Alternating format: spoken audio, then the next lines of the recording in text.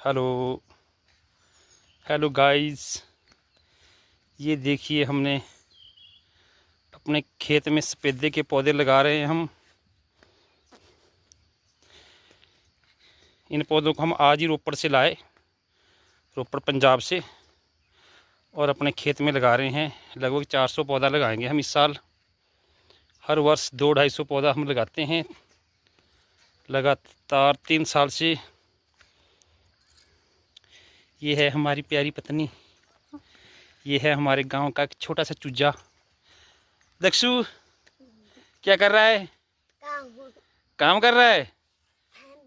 अच्छा, वाह वाह वाह, शाबाश, बहुत अच्छे। पौधे लगाओ, पर्यावरण बचाओ, साथ में पैसे कमाओ।